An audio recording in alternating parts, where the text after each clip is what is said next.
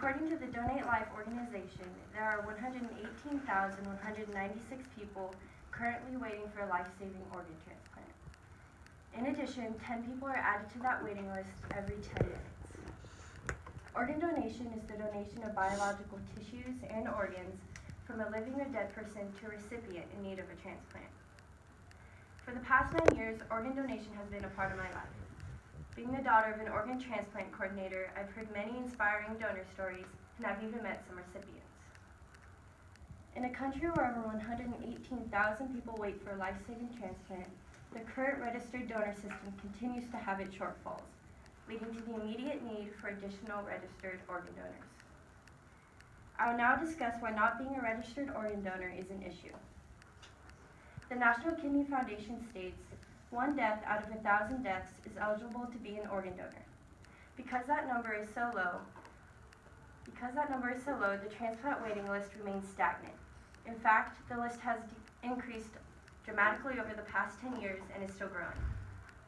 To be an eligible organ donor, the donor must be diagnosed with brain death. In the article, The Diagnosis of Brain Death is defined as the irreversible loss of all brain function, including the brainstem. Brain death occurs when a patient suffers a massive brain injury, and when a patient is determined to be brain dead, they are legally and clinically pronounced dead. Andreas Kramer, a medical doctor, performed a study in Southern California that showed only 40% of all brain dead patients were registered organ donors.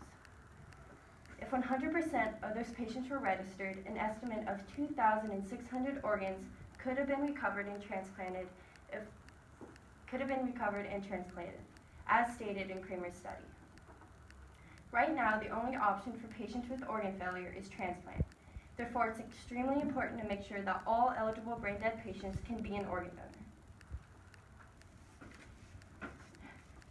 I will now explain how being a registered organ donor will provide definite solution to those who need transplant. If a brain dead patient is not a registered organ donor, his or her next of kin is consulted to make the decision, which often results in a decline. In other words, when a family member oversees donating their loved one's organs, there are 2 main reasons they often say no. The first reason being religious beliefs. In the Jewish culture, for example, a person is not considered dead unless the heart stops beating, not just the loss of all brain function. Even though brain death is legally pronounced dead, most Jewish families decline the option for donation. The second reason families decline donation is because they believe the medical staff will not try to save their loved one. They believe that once medical staff discover their patient will be donating organs, they will hold off on any medical procedures that might help with recovery. However, the only medical staff that knows the patient will donate organs is the donation coordinator. Therefore, all medical staff will proceed with their work efforts until their patient is dead. The One Legacy Foundation declares that last year in Northern California, 856 families were approached for organ donation, but only 481 said yes. Because one donor can donate up to 8 organs, nearly 7,000 lives could have been saved if all 856 of those patients donated. I will now discuss an environment where every citizen is a registered organ donor.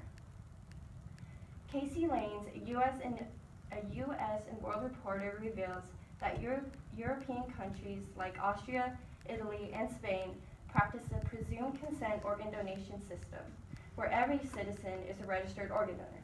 As a result, presumed consent was followed by increased donation rates in all 3 countries. In Austria, presumed consent became law in 1982, and by 1990, the rates of donation had quadrupled.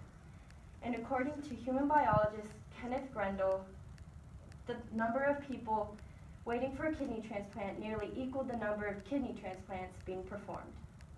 Now imagine if our country practiced this concept today. Perhaps there wouldn't even be a transplant waiting list. In conclusion, the amount of registered organ donors fails to support the exceeding growth rate of the transplant waiting list. By registering, you increase the number of eligible organ donors, and which helps to deliver life-saving organ transplants. In a world where everyone is considered an organ donor, more transplants can occur, and the list of waiting participants will decrease. My mom wouldn't be here today if it wasn't for her tissue transplant, which helped to treat the large tumor located in her brain. Sorry. If I could, I would personally thank the donor for helping to keep my mom here with me. Statistics from the One Legacy organization show that 95% of all Americans are in favor of donating, but only 54% are registered. Help bridge the gap today by registering. Thank you.